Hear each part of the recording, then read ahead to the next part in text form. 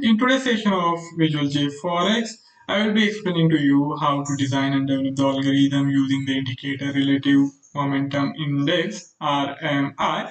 This is the second part, and in the last session, I had given you the idea for the basic logic behind the execution of the buy trade and the sell trade using these indicator block. In today's session, I will be carrying on the work and adding the requirements which need to be in place on the algorithmic side for the execution to take place. So let us now get started. This is the Visual JForex board which has been developed by the Dukascopy Bank SA. So far, the instrument subscription have been done. The position amount was defined at 0. After that, these RMI blocks of the hourly time period with varying lookback period are being taken into consideration. As you can see, the shift value is different for each of these blocks, and all other parameters are almost the same. Along with that, the get historical candle of the hourly time frame are being used to look at the price action prior to the execution of the trade, and after that we are going to use these 10-second candles to pinpoint the exact point to place the order, and this calculation was carried out to define the difference between the last hour's closing and the opening value, which needs to be more than 6 pips. And for that, this calculation was done where the pip size has been multiplied by 6 to arrive at the desired value, desired output. Here it is. As you can see, the start value is 6. Now let us head to the JForex platform. I will change this to Euro USD with hourly time frame.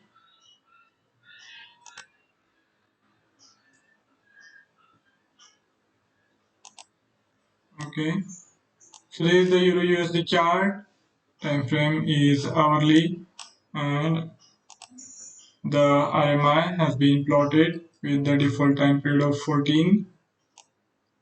And as I had said to you earlier, the logic is fairly simple. All we need to do is to make sure that the momentum is bullish when we are looking to go for a buy trade, and to make sure that is the case, we are using the RMI indicator block of the hourly time frame, and we will be checking for the value at 3 different points in time. One is last hour, one is the hour prior to that, the penultimate hour, and another point will be the output value 6 hours back. So these three values will be compared, and all the three values needs to be above 50, and the last hour's value needs to be above 55, and the two values prior to that, the RMI value with the lookback period of 2 needs to be in between 50 and 55, and the value 6 hours back is not being capped on the upper side, but on the lower side it needs to be above 50. That is to make sure that the momentum has been bullish for quite a while, and now it might be the case that correction has taken place, and after the dip and sustaining just above 50, the momentum is again turning or starting to turn bullish, and as and when the RMI value starts to rise above 55, the trade will be taking place, the order will be placed for the execution of the buy trade, and that's how we are planning to design this, and I hope you have been able to understand the basic logic. And to make sure there is enough momentum, we also want to make sure that the difference between last hour's candle close and open is more than 6 pips. So for that, I will have to carry out a new calculation, and to do that, this calculation expression block is being taken into consideration.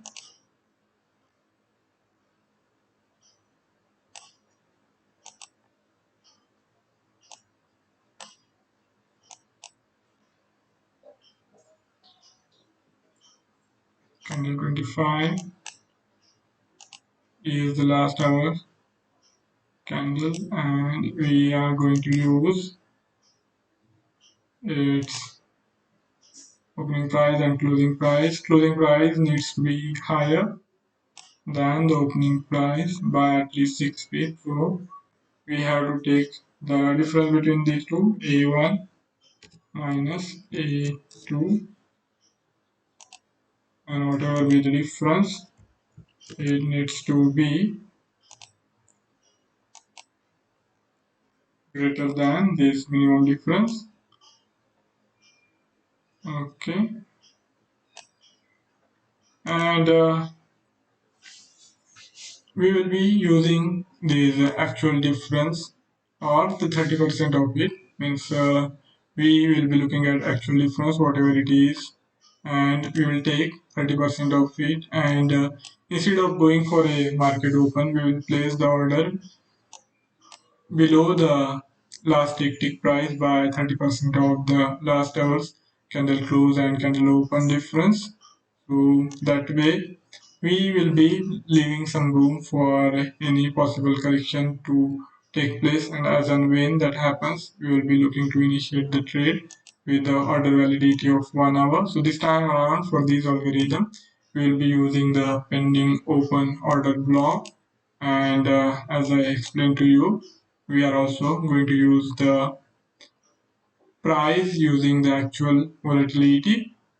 So to define that condition, I will take another calculation expression block,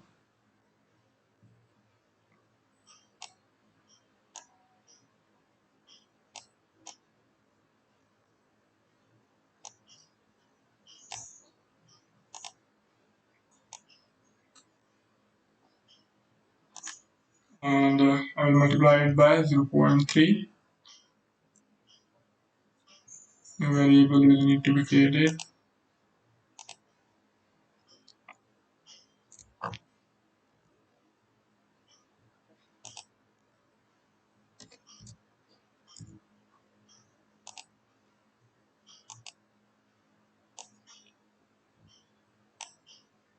There is going to be A1 into A2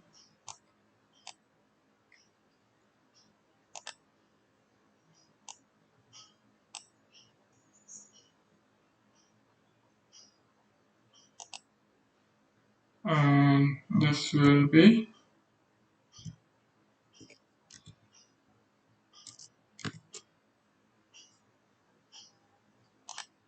the output value which we will deduct from the last tick price to define the exact entry point.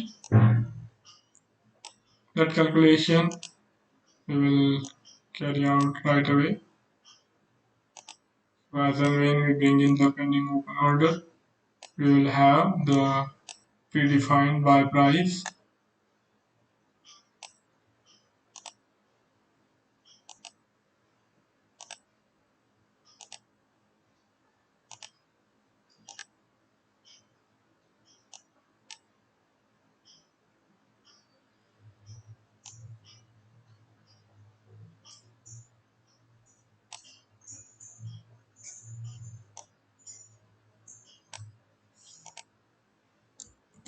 A1 minus A2. This will be by execution price. Okay, so far so good. These calculations have been carried out. Now we will start defining the conditions using if else statements, if else block, and for that we need logical blocks.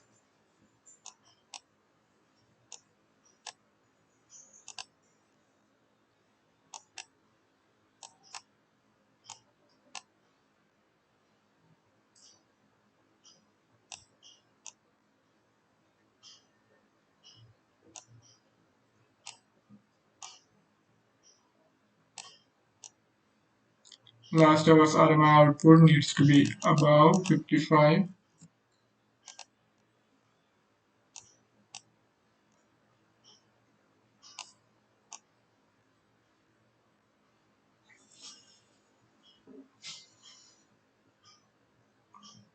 First input greater than second input. And to make sure that the trade will be placed only when reasonable price rise has taken place, we will cap its upper side to say 60 or 65. You can take your pick and cut the upward limit on the algorithm as per your requirement. I will use 60.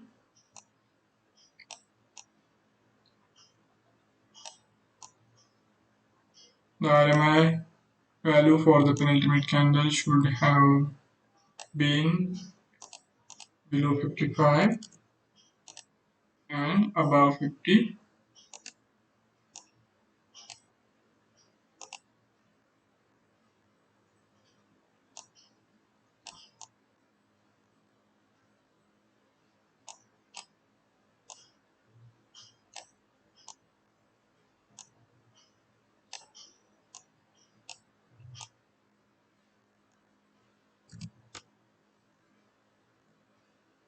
First input greater than second input. After that, we also have to take a look on the RMI value 6 hours back.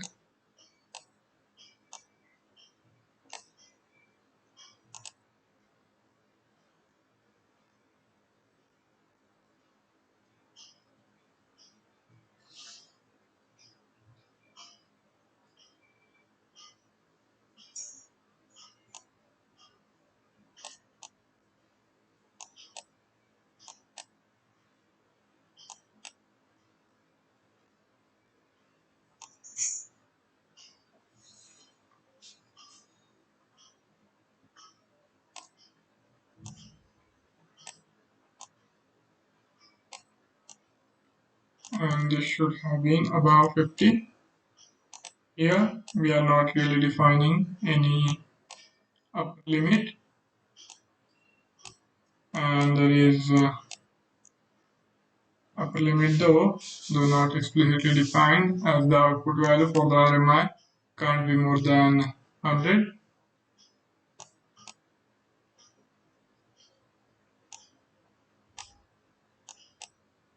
Then we shift our attention to the price action. We want the difference for which we have carried out these calculations to be as per the requirement.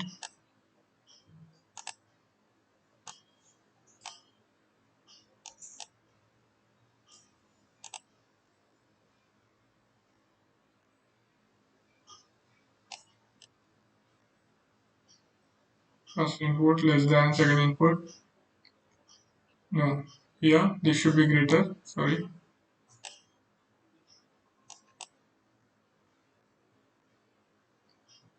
And we also want that some correction to have taken place. For that, we will be looking at the closing and opening price for candle 26, which has look back period of 2, and its closing level should have been below the opening price.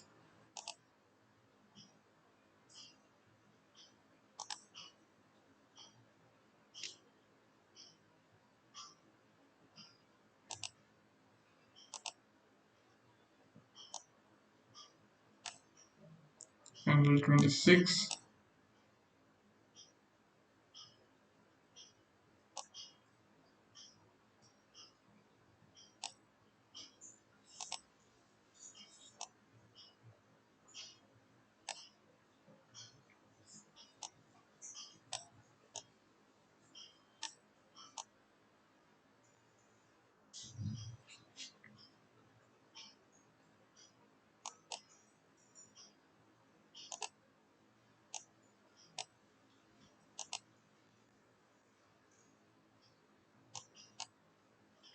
This should be first input less than second input.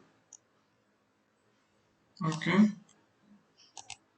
We have defined these conditions using the RMI and the get historical candle blocks. Now all we need to do is compare the last hour's closing value with these 10-second candles, and as and when price action starts to move on the higher side above the last hour's candle close, we will be looking to initiate the trade.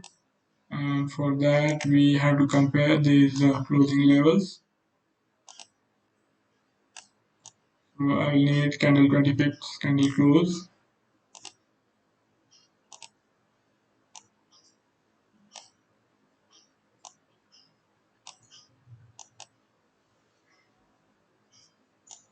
and it will be compared to candle 27 and candle 28 candle closing values.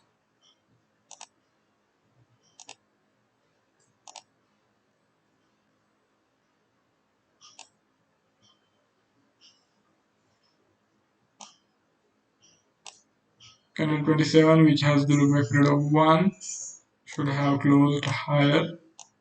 So first input greater than second input, and in case of 28, the close needs to be lower. And after that, the order execution block, pending open.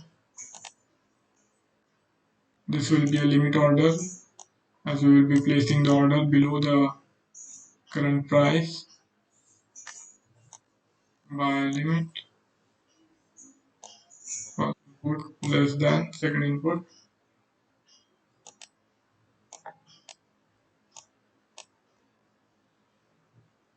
Price which we have defined using the calculation expression earlier will now need to be placed in this variable price. Okay, default instrument will remain as it is. Trade amount I will change to 0.1 million. The page will be 2 pips. Stop loss and take profit. Now here there are two ways to go about this. One is to just make the appropriate calculation to define the stop loss and take profit in a dynamic way. For that, for example, you can even take the actual difference and use that difference as it is as a stop loss, and to make sure the risk reward ratio is better than 1:2, you can multiply it by say 2 or 3 and use that as a take profit, or you can use static levels. So both ways it can be done. For this session I will use static levels, and since we are dealing with the hourly time frame, I think the stop loss and take profit combination of 15 and 30 should be good enough. And after that, one variable will be left, which is the order validity. For that, we will have to carry out fresh calculation, and after that the order will remain in system for the defined amount of time. If you keep the order validity of 1 hour, then order will be valid for 1 hour since the placement, and it will be cancelled if no trade takes place in the defined time.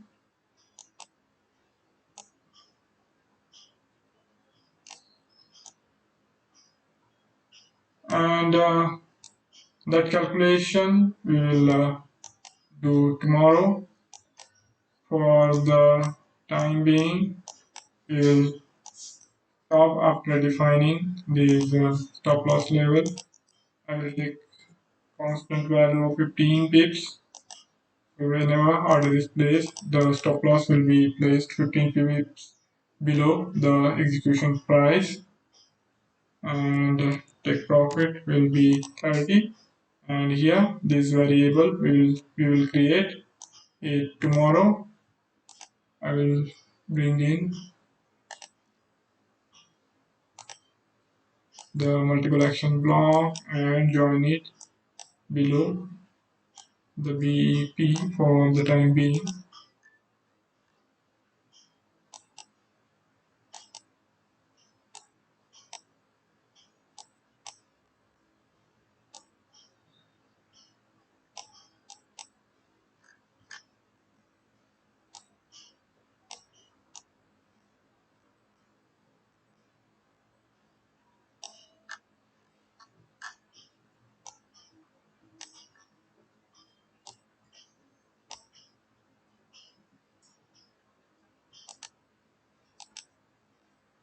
Trade flow is going through all the way till the very end.